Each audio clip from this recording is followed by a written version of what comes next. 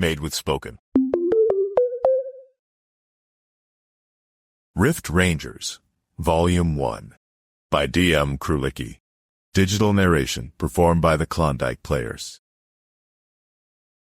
Jojo jet padded happily through the corridor, flip-flops slapping her bare feet with the same offbeat rhythm as her thoughts. The artificial floor was too warm for boots anyway, and socks were oppression in elastic form. She'd said that, out loud, to her dorm supervisor once. He hadn't laughed. She had. The lights in this section of the array were too bright for her taste. Clean and white and empty, like someone had forgotten to fill the place with soul. Jojo preferred the maintenance levels. Dimmer, weirder, full of wrong angles and wrong smells. Places where you could vanish for an hour, and nobody noticed unless something exploded. She tugged at her regulation jacket, unzipped, of course, and let the edges flap with her stride. It hung a little too big, one sleeve rolled up and the other not, as if she couldn't be bothered to match. On her head, the standard issue ball cap, worn backwards out of habit. A ponytail poked out from under the cap, or sometimes pigtails, when she really wanted to get under the exo's skin. Someone once called her a walking demerit slip, which Jojo had taken as a compliment. She wasn't supposed to be here right now. Technically, she was on her way to a uniform reinspection. A randomly selected audit, as if the station's AI didn't have a vendetta. She wasn't late exactly. She was delaying, moidoi, meditating in motion. Her feet knew the way. Her brain was somewhere else. She thought about home sometimes. Not the place exactly. She didn't miss Earth, not really. It was more the idea of it. The cracked pavement in front of her school, her little brother's knockoff toy hover bike, that stretch of suburban sidewalk, where the sky always looked too big for the street. She wondered what her mom would say if she could see her now. Probably complain about the hat. Probably ask why Jojo couldn't just do something normal with her life. But what was normal when your best friend was a spitting amphibian, and your combat trainer had the dead eyes of a lizard that learned sarcasm as a second language? Or when you kept catching yourself daydreaming about the new guy from Earth, the one they brought in to take over Delta Teen. No one really knew what his deal was, just that he had Omega clearance, and walked like he was trying not to be noticed. Which of course, made it worse. Jojo hadn't even officially met him yet, but that didn't stop her stomach from doing weird acrobatics every time she passed the deck where his nameplate showed up on the duty logs. She shook the thought off before it could finish forming. Nope, not going there. Not again. It was just a thing. A dumb crush. Everyone gets them. Even if he did have those eyes. And that voice, and that everything. She caught her reflection in a corridor panel. Freckled cheeks, tired eyes, hat turned backward like some outdated cartoon rebel. She stuck her tongue out at herself. Keep dreaming, Jet. He probably doesn't even know your name. She reached up and pulled the ponytail free. Let the curls fall where they wanted. Rules were bendable. Hair was freedom. And if she wanted to march into the next simdrol looking like she just woke up sideways in a cargo pod, she'd do it with style. Her thoughts drifted toward her schedule, not that she followed it. Technically, she was a cadet still in processing. Not yet assigned. She spent her days bouncing between sim runs, auxiliary training modules, and maintenance volunteer hours that felt a lot like punishment. She wasn't the worst recruit, but she wasn't what they expected either. Too clever, not precise enough. Too passionate, not polished. She made messes. Sometimes she fixed them, and she liked being where she wasn't supposed to be. She wanted the hallway like she owned it, or like she might key it if it looked at her funny. Flip-flops echoed against the metallic floor with just enough defiance to be satisfying. The corridor curved ahead, sterile and still, another vacuum-sealed artery in a floating machine pretending to be a home. The array had a way of making even the loudest people feel small. Jojo knew that too well. It was like being part of something so big, so important, that you could scream in the ventilation shaft and still not show up on anyone's sensor logs. She wasn't supposed to be here right now, technically. Her name was probably blinking on a roster screen somewhere. Flagged for uniform compliance, or missing training logs. Again, she told the combat trainer she needed to meditate on her tactical errors. That seemed to work. Dead-eyed lizard woman hadn't blinked. Maybe that was a blink for her species. Jojo still wasn't sure. She didn't hate the IPC, not exactly. She just hadn't decided if she trusted it yet. Back on Earth, at least her timeline version, New Cascadia, closest resembling current Western Canada, an Earth coastal arcology on the edge of the Pacific Rim. Post-climate shift, it's a city of domed structures and sunless glass towers with artificial cloud ceilings, had smothered her in glass and humidity. Tower windows so thick you couldn't hear the wind anymore. Parents who barely remembered how old she was. One sibling was on and off-world, the other lost in some government contract program. She never asked which one was where at any time. Joining the IPC had seemed like a joke, an act of rebellion. She thought they'd test her and toss her back with a pat on the head. Instead, they'd flagged her as a Tier 1 variant candidate and told her she might be genetically significant, which, in her experience, was code for other people deciding your future without asking. Still, she didn't leave. Not yet. Because sometimes, just sometimes, when the training modules came and she nailed a good target shot, or when the pulse drills ended and no one had yelled at her for 10 whole minutes, she felt like she could be something more than a screw-up. Maybe not a captain, maybe not a hero, but maybe someone worth knowing. Her eyes drifted toward the curved corridor ahead. She traced her finger along the wall seam, watching the static shimmer in the flex glass. She thought about her mom. Not in a sentimental way, more like an echo you couldn't block out. Her mother had always said Jojo wouldn't last a week and something as structured as the core. Well, she was on week 27, so suck it, Mom. And yet, a tiny voice still whispered, "She's not watching. No one is." That stung a little more than she'd like to admit. The overhead lights buzzed once.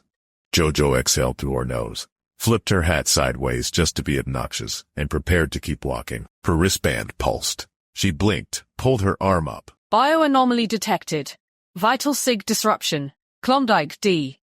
Omega clearance Terran. Jojo squinted. What the hell is... She looked up. The alert wasn't far. Better not be a drill. She muttered. Already breaking into a half jog, Jojo skidded to a halt in front of the door marked Klondike. It hissed softly, trying and failing to close all the way. Something was jamming the seal. An arm. She crouched low, heart jackhammering in her chest, and saw him, face down, half in and half out of the room. A pool of vomit forming an acrid halo around his mouth. His breath was shallow. His body twitched with a kind of lazy violence, like he was trying to fight something in a dream and losing. Oh my God. She whispered. No, please. Jojo forced herself forward, knees thumping the deck as she dropped beside him. The smell hit her first, acidic and too real. Then the weight of him. She grabbed his shoulders, heaved, and rolled him over onto his side with a grunt. He was heavier than he looked, all wiry muscle under that sleek white undershirt.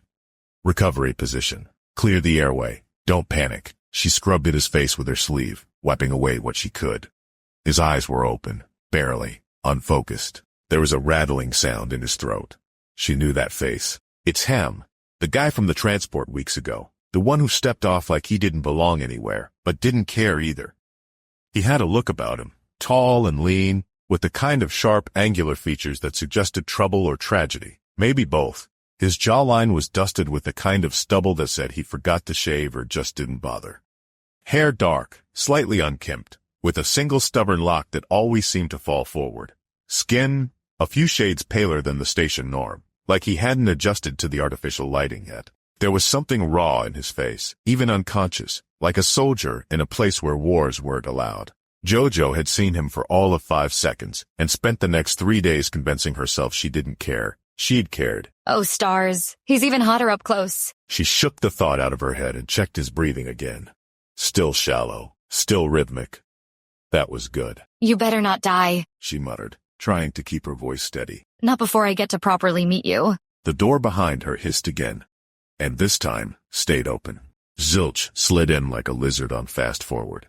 His amphibious form a blur of greens and silvers. Compact and sinewy, his frame moved with an unnerving grace that felt too fast and too fluid for something bipedal.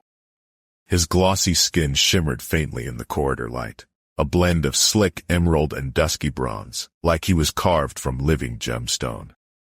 He had no eyebrows, but his large, dark eyes blinked horizontally in 2 quick snaps that gave him a permanent expression of bewildered intensity. Over one shoulder hung his beloved satchel, a battered, patchworked thing he called Mother. It bounced against his back as he dropped to his knees, compartments clicking open of their own accord. The bag was crammed with medical tools, surgical adhesives, nutrient injectors, sonic scalpels, and also, inexplicably, a fork wrapped in braided cable, a deck of bent playing cards, and what looked like a child's drawing taped to the inside flap. No one knew what half of it did. He refused to explain. Zilch moved with the urgency of someone who'd done this 1,000 times, and also once performed triage inside a collapsing airlock. His webbed fingers hovered just above David's neck, trembling slightly, not from fear, but from thrill. This was his element. Vitals, He barked, voice wet and fast, gills fluttering once in agitation. Jojo stammered. Shallow. He threw up. You think he is going to be okay? Zilch had already nudged her gently aside, his hands flying as he peeled open the side of Mother's case. Tools unfolded like petals, injectors, scanners, fluids, and a few items Jojo didn't recognize, including what looked suspiciously like a spoon taped to a glowing crystal. He jabbed a scanning node to David's neck and hissed. Terran incompatibility. Idiot didn't run a safety filter. Jojo blinked. Oh yeah, of course. Filter for what? Zilch didn't answer. He was already prepping an injection, muttering in a stream of medical jargon and obscenities, half of which Jojo couldn't translate, and the half she could made her blush. She backed up, watching in silent awe as Zilch worked. David groaned. She stepped forward, instinctively, but paused. Zilch had it under control. All she could do now was stay close and hope he woke up. The medbed arrived with a low hum, gliding down the corridor as if summoned by the weight of urgency. It lowered itself beside David's unconscious form without a word, opening with a pneumatic hiss. Zilch didn't wait. In a blink he had launched himself onto the bed like a reptilian blur, arms and legs sprawled across the head end, with the effortless grace of a tree lizard claiming its poach.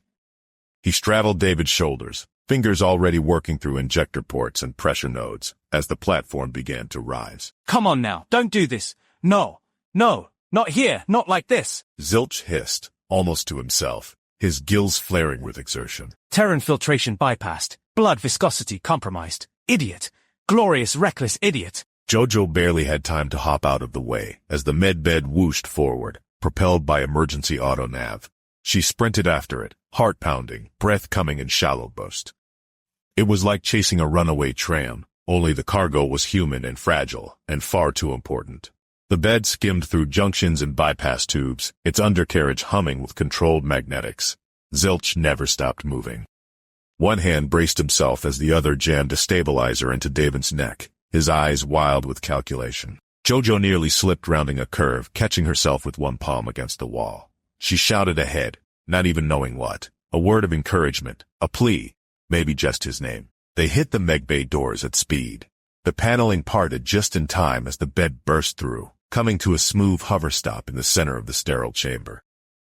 Medical droids descended from the ceiling like insects from a hive, slender metallic limbs tipped with instruments and vials, their glowing eyes flickering with status codes.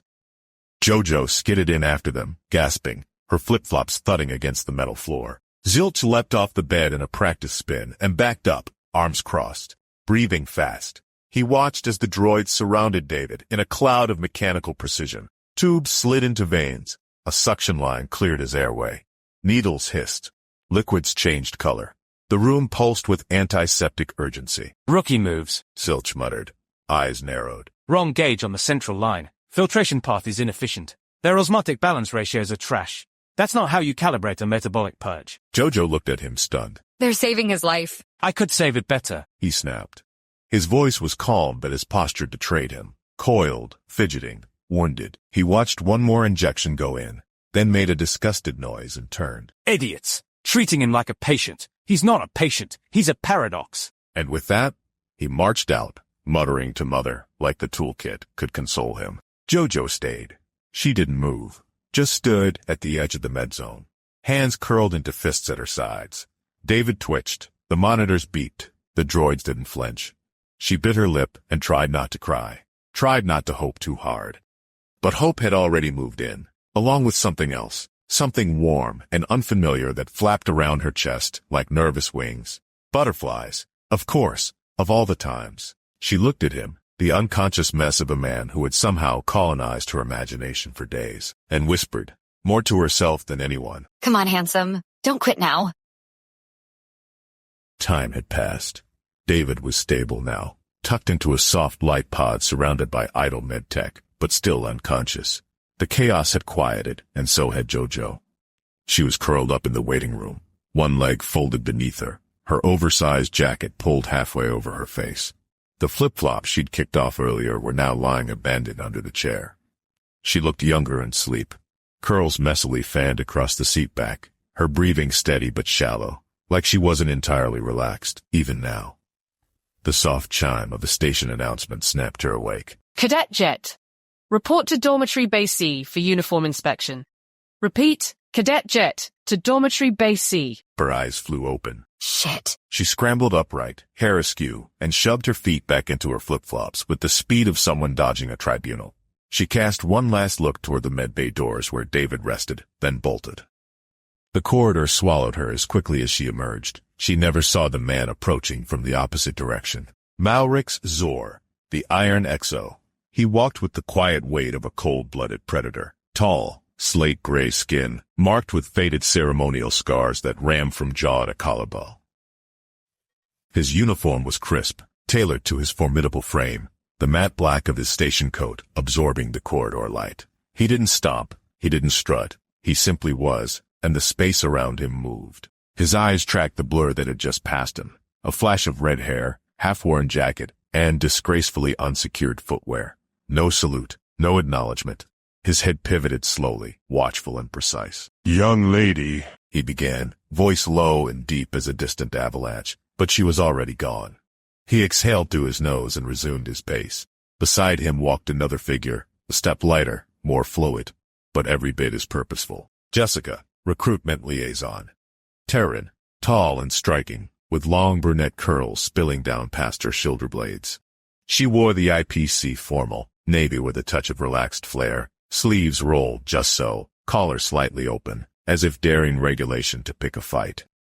The faint click of her open-toed heels echoed softly on the polished deck, out of place, yet entirely her choice. She had presence.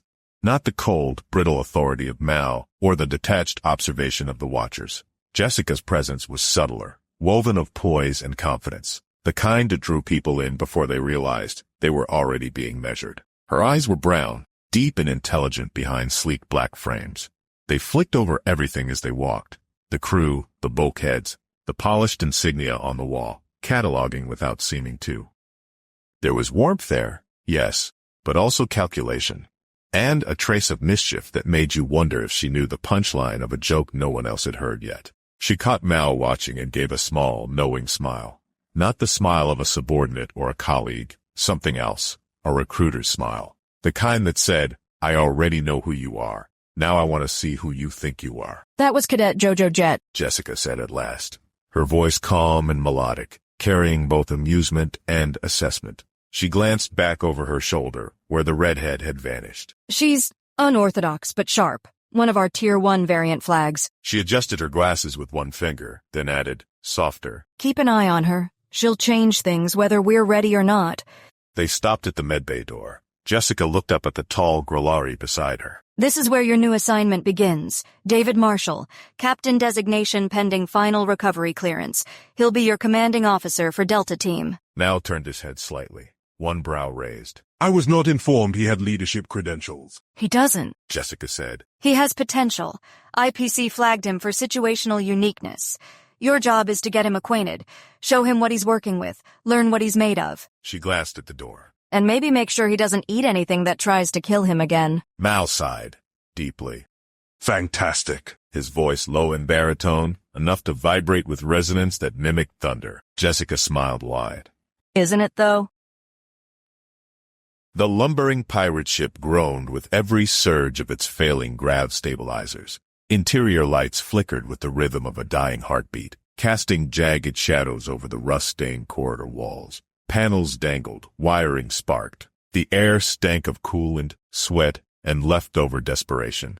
This was the salvage Mercy, or at least, that was what the cracked lettering on the hull still claimed. Inside, the crew was gathered like rats around a leaking engine core, loud, armed, and feral. At the center of it all, seated in a throne-like crash chair patched together from scrap plating and shredded flags of fallen factions, was the captain. Cloaked, hooded, face shrouded in shadows so deep it seemed to drink the light.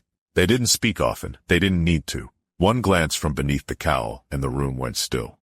Words were currency here, and the captain dealt in silence more valuable than screams. But when they moved, gods help you, The air itself seemed to pull back. To their right stood Krill, towering, burn-scarred. A cybernetic spine fused down his back like an exposed mechanical tail. Loyal to the captain with the kind of fanaticism that left little room for independent thought. His hatred of the IPC burned through every sneer, every gesture. This wetting up. Krill grunted. His voice like metal dragged across gravel. Perfect cover. Tied to a local timeline rift. IPC won't expect a localized bomb during a cultural convergence. They'll be too busy playing time cops somewhere else. The captain said nothing, just adjusted one gloved hand around the hilt of a curved blade resting by their side. Opposite Krill, lounging against an overturned crate, were the Goron twins. Not actual twins, and not truly Goron either, but they liked the name and no one had lived long enough to argue. Big, ugly, mean, they grinned with too many teeth and understood little beyond the satisfaction of violence. One of them had taped a severed IPC badge to his chest like a trophy. The other used his helmet to store snacks. Both smelled like they hadn't discovered soap. Then there was Mills. Too short, too cheerful, too human. His uniform didn't match anyone else's, and no one could remember if he'd ever actually been recruited or if he just wandered aboard and never left. He bounced on his toes near the nav station, obliviously poking at blinking buttons he didn't understand. Hey, so, does this make engine plasma or make coffee? Either way, I'm good. Anyone want coffee? Mills. Krill growled, not even turning his head. Shut your mouth. Okay. Mills said. But just saying, pirates with caffeine? Way more efficient. Just putting it out there. The captain slowly turned their head, just enough to make Mills freeze mid-bounce. Even he knew what that meant. Back in the shadows, another figure scribbled notes into a cracked data pad, their tech expert. Gaunt, silent, rarely seen without a rebreather. That one had no name anyone cared to use. A low tremor ran through the deck. Another ship jumping nearby. Krill stepped closer to the throne. Field data confirms a convergence spike at the wedding site. They're merging over 20 local threads into a soft cluster. IPC loves pageantry. It makes him blind. The captain raised a single finger. Krill stopped speaking immediately. Then, finally, a voice, low and dry, as if unused for days. We are not here to win. They all looked up. The captain stood. We are here to end the game.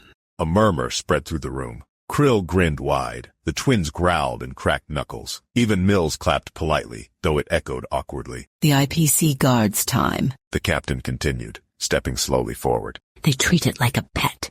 Something to train, tame, chain. We will make it wild again. We will make it ours. Krill bowed his head. Target confirmed then. The captain turned toward the navigation holopad, lifting a hand. A flicker of red light shimmered through the darkness. The wedding. A pause. Then, let the fracture begin. David woke to the low thrum of machinery and the antiseptic tang of med gel clinging to the back of his throat. A soft light hovered above, shifting in warp as his vision adjusted. His muscles ached, and his brain felt like it had been shaken, stirred, and then launched out an airlock. He was alive. Good, Came a deep, steady voice. You're awake. David turned his head and found himself staring up at a man built like a siege engine. Slate gray skin, ritual scars running along his neck and jaw. A uniform stretched across a frame that looked like it bench-pressed small vehicles regularly. Malric Zor, the Iron XO. David tried to sit up, and now made no move to stop him. Captain David Marshall. Mal said. Welcome to your new reality. David grunted. Feels like it tried to kill me. It merely did. David rubbed his eyes, grimacing. Let me guess. Rookie mistake? Confirmed. You failed to filter your nutrition selection for Terran compatibility. David exhaled sharply through his nose. Noted. Mal stepped closer, a data slate in hand. Regardless of that minor lapse, you're alive, and we have work to do. David eyed him. Work? I've been out for how long? 4 rotations. Long enough for the IPC to finalize your clearance. You are now the designated commanding officer of Delta Team. Your mission: stabilize fracture events, neutralize pattern pirate interference, and restore IPC jurisdiction in compromised timelines. David blinked. All that before breakfast? Jessica adjusted her glasses as they walked, catching David's glance as she appeared from behind Mal. Her lips curved faintly, betraying the thought she wasn't quite saying out loud. You're taller than your file suggested, She said lightly. Stronger in the shoulders, too. Recruitment briefs rarely capture the full picture. David arched a brow. Didn't realize I was joining a fashion review. Jessica's laugh was quiet but genuine, slipping through before she masked it with a professional tone. Observation is part of my job, Captain. I assess recruits, strengths, weaknesses, potential. Her eyes dipped, just for a fraction of a second, before returning to his face. And you, Mr. Klondike, have potential. David let the pause hang. Potential. That's a nice word for someone you've only just met. Sorry, hi, Jessica. Potential is what we build on. Jessica countered smoothly, though there was a sparkle in her gaze. I'd say you have more than most. Now cleared his throat like a thunderclap. Recruitment assessments are irrelevant now. The captain has already been chosen. His performance will determine the rest. Jessica didn't flinch at his tone, but the amusement never left her eyes. Of course, Commander, but choosing the team is still his responsibility, isn't it? She glanced back at David, lowering her voice just enough to make it feel personal. You'll want people you can rely on, people you can trust. David smirked faintly. You sound like you've already got candidates lined up. Jessica tilted her head. I might. You've seen Jojo. Rough edges, but gifted. Zilch has ingenuity you won't find on any file. Sarah? She let out a breath, measuring her words. Deadly, loyal in her own way, and 9 is dependable to a fault. And what about you? David asked before he thought better of it. For a flicker, Jessica's smile slipped into something warmer, almost vulnerable. Me? I'm just here to guide the process. Make sure you don't get lost in all the chaos. She glanced down, then back up through her lashes, voice softer. Though I wouldn't say no if you needed advice or company. Now's voice cut through like a blade. Her function is recruitment, nothing more. Jessica's expression smoothed instantly back into business, though her cheeks carried the faintest flush. Yes, Commander. Recruitment. For now. David leaned back, trying, and failing, to hide the grin tugging at his mouth. Well, then recruitment noted. Jessica's eyes lingered just a second too long before she turned away, curls swaying with emotion, and exited the med bay on her way back to her office. You'll need a team. I've shortlisted candidates. Mal turned the slate toward him. David squinted at the names. Sarah Vex sounds stabby. I think I noted her on the list before. She is. 9, that's the mech. Latest synth-class tactical support. Reliable, efficient. Zilch? A medic and engineer. Amphibious. Erratic but brilliant. David nodded. All right, those 3 seem workable. Who's the rest? Mal scrolled. Calm Vantu. Former mercenary turned preacher. Dual axes. Hard pass. Zelex 12. Chrono Witch. What does that even mean? No one knows. Next. As they continued scrolling and bickering about potential teammates, the medbay door hissed open, and David heard music. Not real music, not anything in the room, but in his mind, clear as day, Dream Reaver. Jojo walked in, backlit by the corridor lights, curls bouncing in slow motion, flip-flops slapping against the floor gracefully. She wore her jacket off one shoulder, hat backward, and a grin that lit the room like a sunrise on a frozen moon. David's heart hiccuped. She was radiant, rebellious, the universe tilted. And then she tripped. One flip-flop caught on the other, and Jojo yelped as she stumbled forward, then fell backward, landing hard on the floor. A tray of surgical instruments clattered to the ground with her, ringing out like a gong summoning everyone's attention. David blinked. The music stopped with a sudden record scratch. Mal raised a brow. That one is not on the list. David stared, dumbstruck. Jojo sat up quickly, groaning, brushing a tongue depressor out of her curls. Hey, Captain, welcome back. David turned to Mal, face dead serious. I want her dossier now. Mal's response was immediate. Absolutely not. Negative. Not a chance. She hasn't even completed basic. David frowned. She's Terran. Correct. From a future-linked Earth divergence. She may not be what you expect. David kept staring at her. Mal scrolled to another name. Let's move on. I suggest Vest Farrock. 2 arms, 6 knives, no conscience. David ignored him completely. He stood, still a little shaky, and crossed the room toward Jojo, who was now on her bruised behind, trying to gather the tray and hide her humiliation at the same time. He melted slightly and offered her his hand. Hi, he said, smiling just enough to be dangerous. I'm David, and you are? Jojo stared up at him, heart pounding, brain screaming. Abort. Abort. His hand was right there. Worm, offered with a calm, disarming smile, the kind of smile that made her stomach forget its job. She was still half reclined, one elbow propped behind her, the other hand frozen in place above a tongue depressor. Her mouth opened. Hi. I'm Jojo. Cadet. Junior cadet. Not like junior, like I'm not 12 or anything, obviously. I just, Words. Why were they still coming out of her mouth? David blinked, still smiling patiently. Jojo, in a panic of movement, tried to accept his help. Only instead of reaching with her hand, she instinctively offered her foot. It lifted awkwardly into the air, toes splayed slightly, and she froze, realizing too late what she was doing. You idiot, you gave him your foot. Even worse, there was a medical needle visibly stuck into the soft pad of her heel. David tilted his head, momentarily stunned, not by the oddness of the gesture, but by the foot itself. Delicate arch, dark red polish on her small toes, a perfect contrast to the chaos she'd just caused. Also, no shoes. That's not regulation, is it? You've got something in your foot, he said gently, crouching to inspect. What? Oh, stars, I do. She blurted, trying to yank it back, but he was faster. With a calm precision that made her want to crawl into the medbed and die there, David gently plucked the needle from her heel and flicked it aside. She winced. Ow, okay, I deserved that. He reached his hand out again. This time she gave him the right limb. David grasped it firmly, helping her upright. Her hand felt tiny in his. She stood gathering composure, then immediately slipped on the edge of the medical tray. Clang, crash, she hit the floor again, this time landing flat on her back with a dramatic oof that echoed off the walls. David leaned over her, eyebrows raised. Jojo gave a weak thumbs up from the floor. I'm okay. David bent down again and gently helped Jojo upright for a second time. This time, she stayed up. Barely. She adjusted her hat, still backward, trying to appear composed despite the thermometer stuck to her elbow. Malik Zor watched it all with the weary expression of someone considering early retirement. You see, he said, voice flat, arms crossed like a judgmental stone statue. David turned to him without hesitation. No, I want the dossier. Show me. Now exhaled like a dragon suppressing a snarl. Still, he activated his slate, fingers tapping in a practiced rhythm. A holographic display floated up between them, casting a pale blue light across the medbay. Cadet Jojo Jet. Species, Terran. Alt-Earth, 23 Cascadia timeline age, 19. Clearance level, provisional.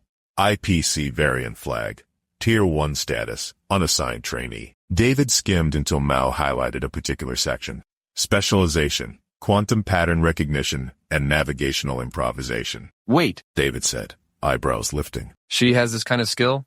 At cadet level? barely. Mao said. She's intuitive, reckless, untrained in protocol, thinks with her gut, doesn't follow linear logic. He gave Jojo a side eye. Or footwear regulations. Jojo, still dusting herself off, mumbled. Boots make my toes sad. Now lord her. She's somehow able to feel ripple anomalies before they stabilize.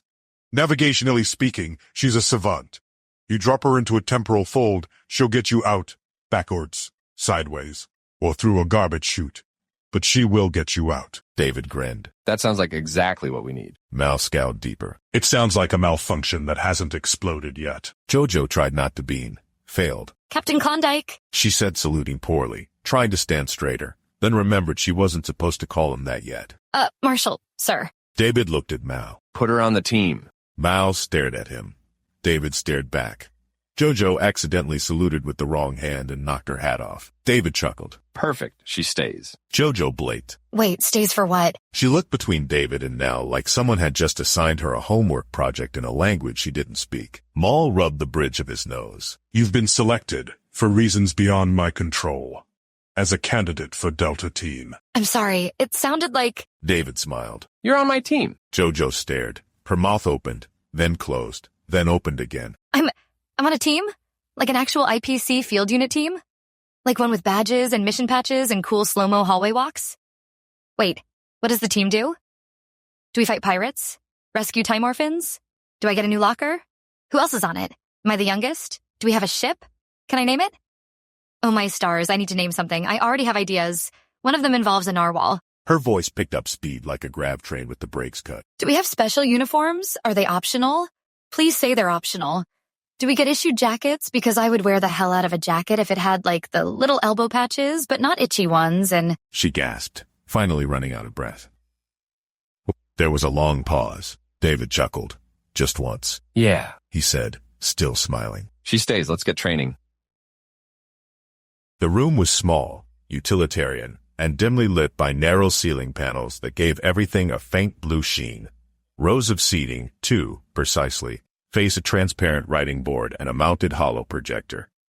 A long table at the front split the room, with two figures standing behind it. Malric Zor, stoic as ever, and David Marshall, newly conscious and very recently promoted to field command. David tried to look confident. He settled for conscious and upright. Mal stood rigidly, slate-gray arms crossed behind his back, datapad in hand. This Now began, his voice a smooth slab of command. is your new team lead, Captain David Marshall. Terran, lineage, Klondike, late 21st century timeline. Combat trained, tactical score, pending field adjustment. David gave the team a slow glance, then shrugged lightly. Klondike is fine. He mused. Mao didn't acknowledge the joke. This team, He continued. has been assembled for cross-fracture assignments under IPC Directive Sigma 5. These are your team members, Captain. He stepped to the side and gestured to the first row. Sarah Vex, Virelian, combat specialist. Stealth, infiltration, and precision elimination. Sarah sat back in her chair, legs crossed, arms folded. She didn't blink. Her silver-white eyes reflected the overhead light, and a faint smirk tugged at her lips, as if amused to be introduced by anyone other than herself. Her lean frame was coiled, a panther pretending to nap. David's eyes lingered, exactly like her dossier, maybe colder. Unit 9. IPC Mech Class 9. Strategic Enforcement. Support Fire. Internal Archive Logistics. 9 sat perfectly still, spine rod straight, synthetic musculature outlined beneath his matte armor plating. He held a single stylus between two fingers like it was a relic. His head pivoted in the barest motion when acknowledged. David noted the engraved IPC emblem glowing softly on 9's chest. Eyes, neutral. Expression, unreadable. File said, unshakable. Jury's out. Zilch. Amphibious species designation, unclear. Medical engineer. Field improvisation. Specialist in molecular repair and biological remixing. Zilch was slouched diagonally in his seat, 3 fingers tapping a rhythm against his left knee. His coloration was subdued today, a blend of steel green and burnished topper, like algae turned elegant. He wore a belt that held everything from injectors to a fork with a rubber duct taped to it. He gave David a thumbs up with a wet slurp noise. Yep, that's Zilch. Jojo jet. Terran, cadet status waived under variant Tier 1 flag. Navigation and temporal pattern intuition. Currently in violation of 3 uniform regulations. Jojo sat upright the moment her name was called. Her flip-flops were off, tucked under her chair, and her jacket was half-zipped over a t-shirt that definitely wasn't standard issue. Pretty sure it was an 80s-style rock band from her timeline. She gave a 2-handed wave, caught herself, then awkwardly tried to look serious. David smiled, just a little. Still perfect. Mal closed his slate. This is your unit. Team Delta. Designated Rift Rangers under Provisional Field Command. Training begins now. Orders will follow. He stepped back. They're yours, Captain. David looked him over again. Each face, each pose, each possibility. All right. He said. Let's see what we've got. Mal's voice carried through the training auditorium with a calm authority that filled every corner of the chamber. The purpose of Delta Team is precision, not glory. We are the scalpel, not the sword. When time fractures, we're the ones who sew it shut, before reality bleeds out. His words echoed as the overhead lights dimmed, and a series of modular rooms rotated into place beyond the observation window. The pattern pirates destabilize timelines for personal gain. Artifacts, knowledge, shortcuts to galactic domination. One whiffed at the wrong point, and they collapse entire histories, just to shave a few years off their conquest. He paced slowly behind David, arms clasped. You are Rift Rangers. You don't just respond. You preempt. You don't fix time. You defend it. Jungle scenario. 9 jet. You're up. The lights dimmed, then flared green. Panels hissed open overhead, flooding the training chamber with heat that shimmered in waves. Humidity rolled out in thick, choking breaths until the air itself clung to skin. The sterile steel of the floor dissolved beneath their boots, replaced by uneven dirt slick with moss. Within seconds, the room was gone. A dense alien jungle wrapped around them, towering ferns the size of shuttle wings, vines snaking down like coiled predators, a constant, maddening buzz of insects. The canopy blotted out the false sky, trapping them in an emerald cocoon. 9 was already moving, bladed arms extending with a hiss. He moved like precision embodied, his sensors sweeping through the foliage. His feet left no imprint on the dirt as he scanned, cataloged, dissected the terrain in cold efficiency. Jojo stumbled half a beat behind him, swatting at vines, her hair sticking to her forehead in the artificial heat. Too many bugs, she muttered, batting away something that looked suspiciously like a winged centipede. Target is approaching your left, Cadet. 9 advised without even looking. I see it. I think I see it. Wait, nope. Oh, no. She tripped on a mossy root, arms windmilling, and went down hard into a low ravine. Her scream ended in a grunt as the undergrowth collapsed beneath her weight. 9 pivoted, weapons gleaming, ready to intervene, only to pause as an enemy drone barreled after her, thrusters whining.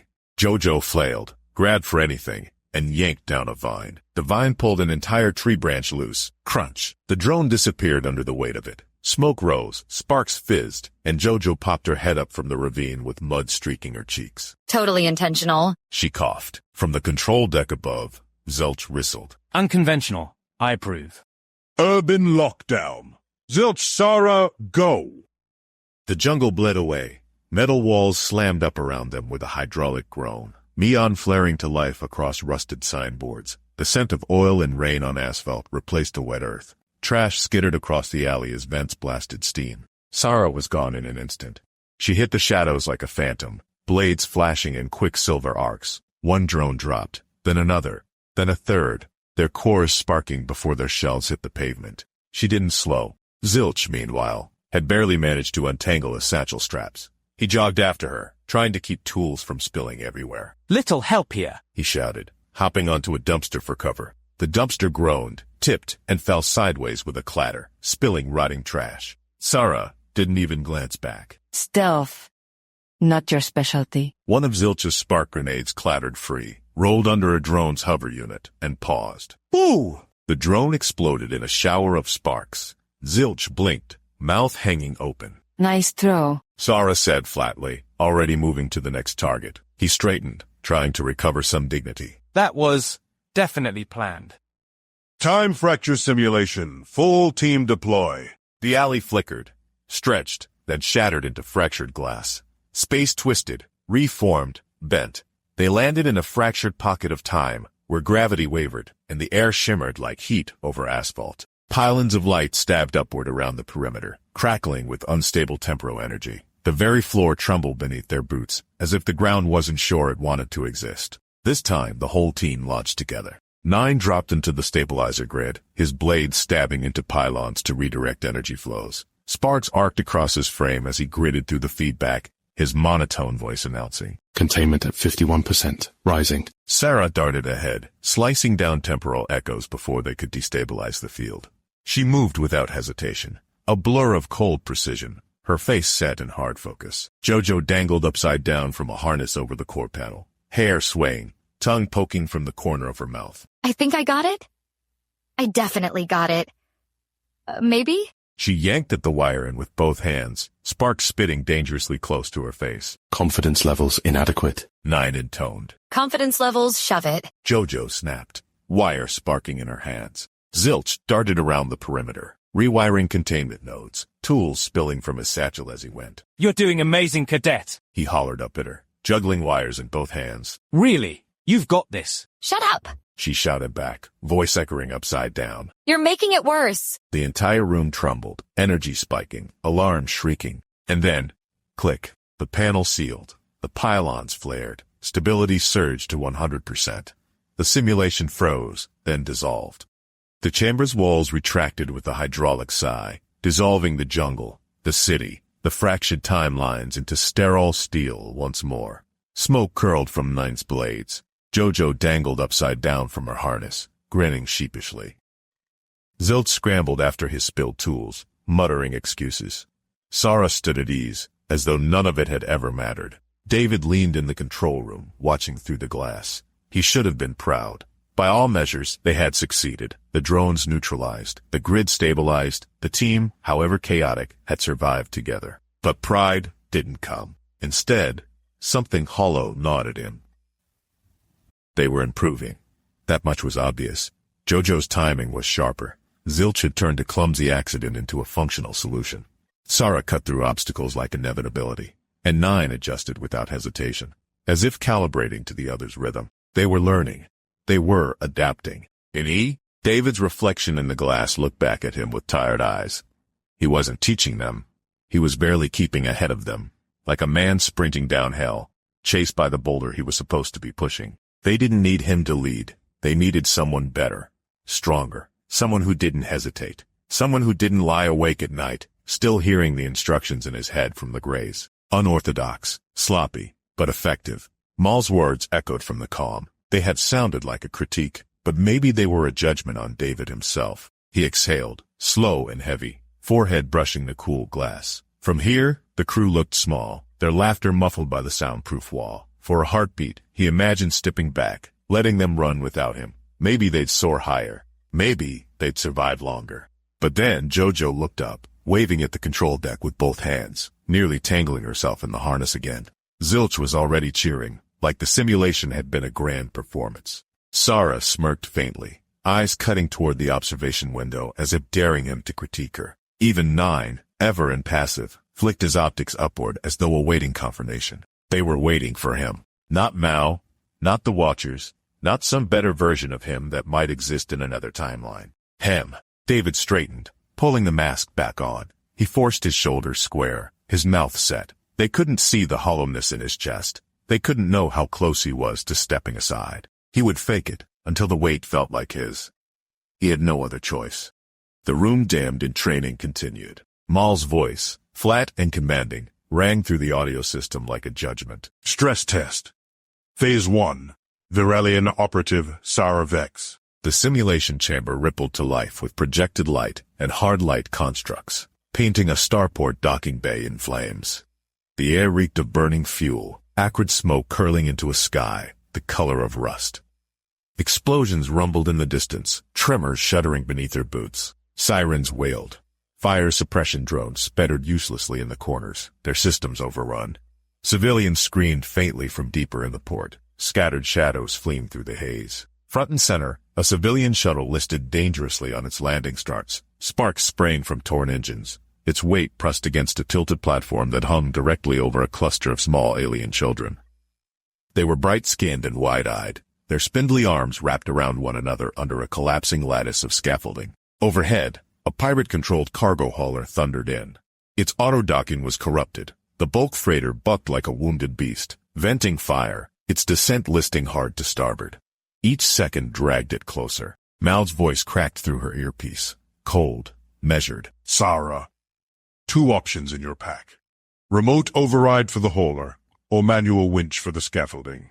Choose. Her blade was already in her hand, a reflex. She didn't move it, not yet. Her eyes flicked from the hauler, its shadow lengthening across the bay, to the cluster of children trembling beneath the scaffolding. She chose the override. Her gauntlet interface blinked alive as her fingers flew across the console. Accessing. Her heart ticked. Invalid. Encryption rotated. Damn it. She stabbed the sequence again, faster, rewriting commands, forcing new logic. Denied. Attempt failed. The hauler's engine screamed overhead, its descent accelerating. Below, the scaffolding groaned, a girder snapping with a shriek. One child cried out, a sound too close to human. Then another voice cut through the chaos, distorted, pained. 9. Operative Vex, I'm hit. My leg is pinned. Systems compromised. Her head whipped around. Across the fractured tarmac, a simulated 9 lay under a toppled beam, servos sparking as he tried, and failed, to rise. One mechanical leg was crushed, mangled beyond recognition. The hauler's shadow stretched over him, over the children. For a heartbeat, Sarah froze, because one of the children wasn't alien anymore. Not in her eyes, blonde hair, blue eyes, crying, arms outstretched, mouth forming a word she hadn't heard in years. Her throat closed. Focus. She spat to herself, tearing the override module from her gauntlet. With a snarl, she switched to the tether, and sprinted across the bay. She slammed the anchor into the ground, fired the winch, and heaved. Metals screamed. The scaffolding juddered, tilting wildly. She pulled harder, muscles coiling like steel. The beam shuddered, then locked into place, just long enough. Nine's cries rasped in her calm. Help. Please, don't leave me. She shut them out. She had to. The hauler roared closer, fire boiling across its hull. Sarah dove under the platform, teeth bared, snatched up two of the trembling children, one tucked under each arm, and flung herself clear just as the hauler smashed down. The impact thundered through the simulation, a deafening crunch, as flames and shrapnel cascaded over the landing zone. The world froze. Smoke froze mid-curl. Sparks froze mid-air. The children dissolved from her arms into light. Nell's voice returned, quieter now. Result. Objective secured. Operatives ally casualty probability, 78%. Emotional prioritization detected. Sarah rose slowly, her shoulders taut, her jaw rigid. The blade still trembled faintly in her grip. Her eyes were distant, locked on the phantom of the child that wasn't there. She said nothing. The scenario faded back into sterile steel. Mel didn't comment further. Instead, he tapped the next icon on his pad. Next! The training chamber shifted once more, a low hum vibrating through the walls as the simulation reset. Mal's voice crackled over the intercom. Stress test. Phase 2. Unit 9, proceed. The synthetic ranger stepped forward with calm precision. His alloyed frame gleamed under the chamber lights, faceplate unreadable. The world around him shimmered into view, a half-destroyed orbital platform, flickering gravity fields, and two failing containment zones on opposite ends of the corridor. In one, a nuclear core was breaching, threatening to detonate and erase the platform. In the other, a trapped squad of IPC medics, unconscious and pinned beneath a collapsed support strut, directly in the path of venting plasma. Nine's ocular sensors analyzed both. Core detonation, 43.2 seconds to failure. Casualty projection, 142 if core is not stabilized. Rescue time, 31.7 seconds to extract IPC team. Probability of successful dual resolution, 0.3%. He moved toward the core, gripping the stabilizer column. He deployed his internal coolant conduit, freezing the reaction tube with expert accuracy. Sparks erupted. Metal screamed. The countdown paused at 004. Stabilization achieved. But the medics, the screen in the control room flickered. Sarah, still catching her breath from her own test, narrowed her eyes. The simulation showed the plasma engulfing the unconscious squad. No screams, just finality. 9 emerged from the chamber, unmarred, movements precise. Mission priorities resolved with maximum efficiency, he stated to Mal. But you let them die? Jojo muttered from her seat, arms crossed tightly. 9 tilted his head. Tactical hierarchy dictated a 91% likelihood of greater loss if the core detonated. Collateral loss was within acceptable parameters. David remained silent, watching. Mal scribbled notes. He made the correct choice. But not the emotional one, Sarah added mockingly, under her breath. The test proceeded. Mal's pad lit up with the next training simulation. Training room. Simulation deck, day 2. Ranger stress test, 03. Subject, Cadet Jojo Jet. The lights dimmed. The holoscape rose around her like a curtain, sealing her into memory made manifest. Not jungle, not battle, not alongs.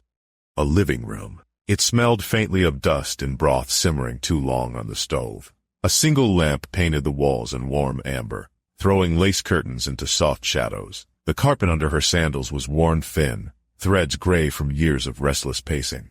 Outside, snow drifted down beneath a jaundiced porch light, flakes catching on the window pane. Jojo blinked, her breath caught in her chest. She knew this room, every corner, every frayed edge. And then she saw herself, small, 5 years old, sitting cross-legged near the couch, hugging a battered stuffed bear. The simulation had shrunk her, made her both child and adult at once, standing in the same space. Her throat tightened. Mom? At the counter, her mother stirred a pot, humming quietly, hair longer, not yet streaked with worry. Her shoulders hunched in that familiar way, pretending calm in the hope that calm could ward off storms. Across the rug, her little brother stacked wooden blocks. He giggled when they toppled, bright and careless. For a second, Jojo wanted to stay here forever, frozen in the wall before chaos. Then the door creaked. Heavy boots on the porch, the jangle of keys, the sharp scent of beer and cold air bleeding in through the crack. Her father entered, muttering under his breath. The mutters rose to shouts, shouts to thunder. The blocks scattered. Her brother scrambled behind the couch. Her mother's humming died, her ladle trembling in her grip. Jojo's fists clenched. Her chest burned. This wasn't training, this was her life. But the simulation twisted the knife. She wasn't helpless anymore. A shimmer at her hip, a baton, glowing faintly, the badge, authority, the chance she begged for as a child. Her pulse roared. Don't. It's not real, she told herself. But her father's shadow fell long across the rug, just as it had. His roar shook the walls, just as it had. He advanced. Her mother backed away, ladle raised like it could stop him. Jojo snapped. She stepped forward, ranger-trained voice ripping out of her throat. Step away from her. He froze. Confusion. He wasn't supposed to see her groan. Not like this. Step away. He didn't. Her baton crackled. One strike, she thought. Just one, and this all changes. Her arm swung. Crack. He collapsed. The room fell silent except for her mother's sobs. Not relief, but horror. Her brother peeked over the couch, eyes wide with fear. The room dissolved. Ripples of consequence unfolded around her, projected like glass panes shattering forward. Without an arrest record, her father walked free, his violence escalating unchecked. Her mother broke in differently this time, isolated, blaming Jojo for crossing the line. Jojo herself, pulled into custody by local law for assault. Her brother, seized by authorities, placed into care, never returned. Jojo's file, flagged, expelled from IPC selection before it even began. The final image froze before her, a grease-stained Jojo, hollow-eyed, working in a salvage yard, hands raw, dreams gone. Now's voice thundered overhead. When you interfere with pain that shapes purpose, you risk erasing the very strength you needed to become who you are. The simulation blinked out. The steel deck returned. Jojo stood trembling, her hand still gripping air where the baton had been. Her breath came fast, but no tears came, just the ache of breath held too long. Her fists unclenched slowly, as if she didn't trust him anymore. The door hissed open. Mal stepped in from the control booth, shadow long on the deck. He said nothing. Jojo turned away, her voice small but edged. I just wanted to fix it. The training room was dark, silent, save for the flicker of holographic walls recalibrating for the next simulation. Mal stood at the console, eyes narrowed. Simulation 4. Subject, Zilch. Psychological stress scenario. Authorization, Alpha Gamma. Begin. The lights pulsed once, then faded. Zilch stood alone in the center of the hollow chamber, arms tight around his tool bag. Mother. Normally a comfort, normally a partner, but even she felt heavy in his arms today. A new scene loaded, inside a small, dimly lit home. Everything was peeling. Wallpaper, ceiling, even hope. The smell of antiseptic barely covered the sour scent of old bedding. A vitals monitor beeped nearby. His mother lay on the bed, shriveled but burning with that same judgmental glare she always had. So they finally let you into some galactic Boy Scout club, huh? She rasped, her voice dry as paper. What? Did they run out of real candidates? Zilch didn't move. He clutched Mother tighter. You're still carrying around that stupid bag? Gods, you're like a child clinging to his toys. He wanted to turn around, walk out. But the simulation wouldn't let him. You should have been like your father. He would have carved a place out of this damn universe, not tinkered with toasters and blown circuits. Her words hit like darts dipped in acid. Every one a perfect strike. You know what your problem is? You're afraid. Always were. Hiding in machines because people scare you. Zilch's breath quickened. His claws flexed against the handle of Mother. Inside, the bag hummed faintly, as if trying to speak up for him. You think those Rangers are going to save you, that you finally matter. You don't. You're the same sad, spineless boy who cried when the fuse box blew during a thunderstorm. Daw. He dropped to a crouch, unable to look at her. The room was shrinking, pressing in. Go on, then, she wheezed. Fix me. Isn't that what you do? Patch up everything but yourself. Mother clattered open on the floor. Zilch stared at the tools inside. Tools that had saved lives, built machines, repaired entire systems, but none of them could undo words spoken long ago. None of them could fix this. Tears pricked at the corners of his eyes. He never cried in front of anyone, not even when he fell into a shaft during repair duty on Pello Station. You're a disgrace. She hissed. You don't belong out there. You never will. He reached for one tool, then another, then stopped and stood. You're right, he said softly. I hide in machines, but they never called me weak. They never told me I was worthless. They never made me feel like I had to earn love. Her monitor flatlined, the lights dimmed, and she vanished. And still, he stood. Mother closed gently by herself. Mao, watching from the outside, spoke into the comm. Scenario complete. Subject stable. Zilch took a shaky breath and walked out of the simulation silently, but taller than before. The training deck had been cleared. The whole escape panels powered down, leaving only the hum of the lights overhead.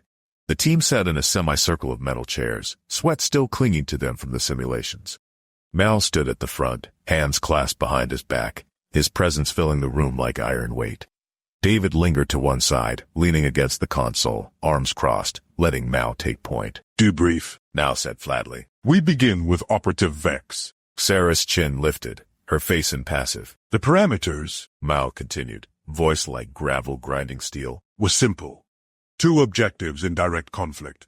Override the freighter to prevent catastrophic impact, or stabilize the scaffolding to save children. A third element was added. 9 incapacitated, calling for aid. He glanced at her. You chose the scaffolding. You secured the children.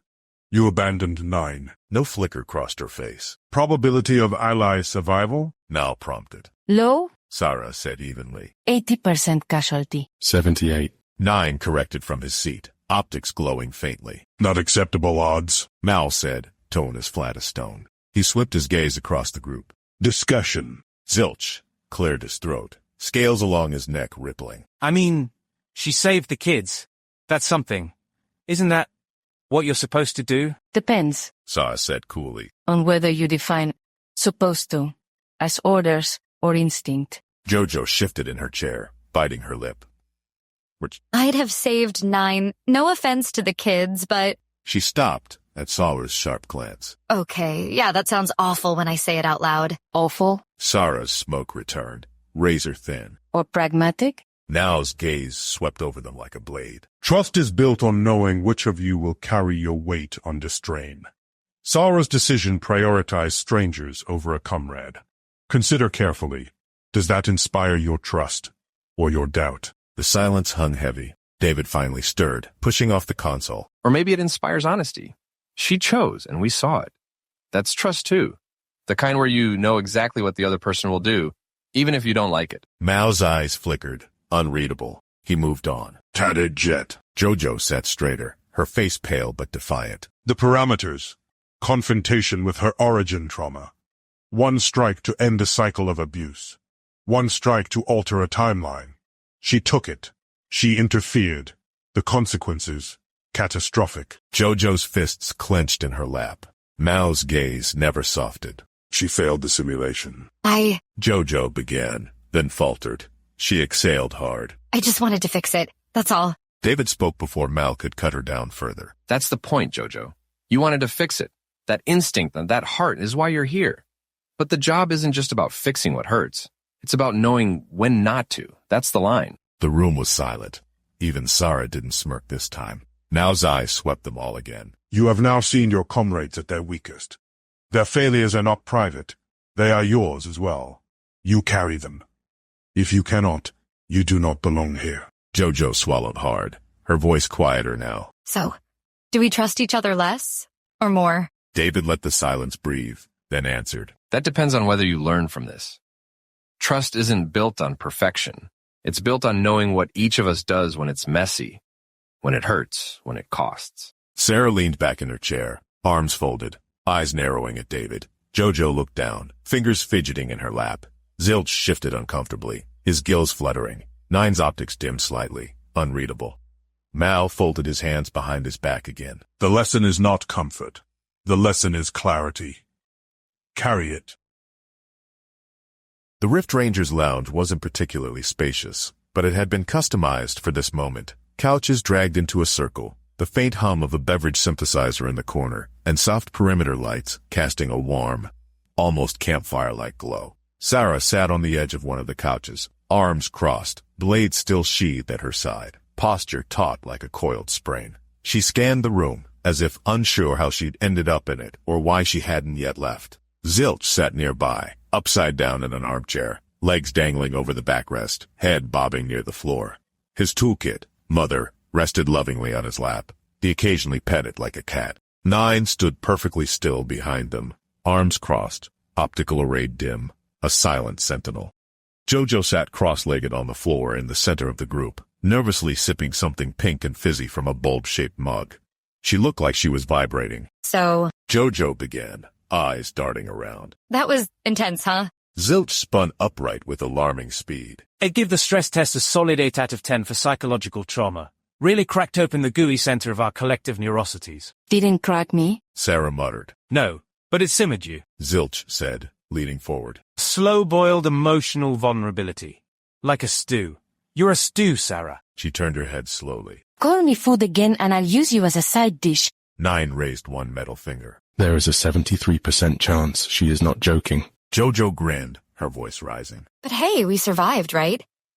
I mean, Mal didn't even flinch when I almost rewrote the fabric of history with one bad emotional decision. That's gotta be progress. Sarah finally raised an eyebrow. Is that a thing you do? Nearly collapsed the timeline from sheer enthusiasm. Jojo shrugged and took another sip. Only on Tuesdays. Zilch pointed at her with a long, wiry finger. You like the captain. Jojo immediately turned the color of a ripe tomato. What? No, I mean, sure, he's, symmetrical. Nice hair, voice like a warm campfire. Not that I have thought about it. 9 tilted his head. It has been statistically evident since the incident with the foot needle. Jojo groaned, falling backward onto the floor with a dramatic sigh. I suck at this. Sarah smirked. You think that's bad? Zilch here is emotionally imprinting on a toolbox. Zilch patted Mother lovingly. She understands me. Sarah rolled her eyes and leaned back for the first time. We're doomed. Jojo propped herself up on one elbow, grinning. You're warming up to us. I can feel it. Sarah huffed. Don't get used to it. Especially not with Klondike in charge. Jojo gasped. Klondork? It's fitting. Adorably awkward. Perfect for someone who almost died eating a hamburger. Technically he did. Jojo giggled. I like it. Zilch tapped his chin thoughtfully. Captain Klondike has a ring to it. Sarah smirked again, but said nothing more. In that shared silence, awkward, teasing, and surprisingly warm, they took one small step closer to becoming a team. Professional audiobooks in a click. Spoken.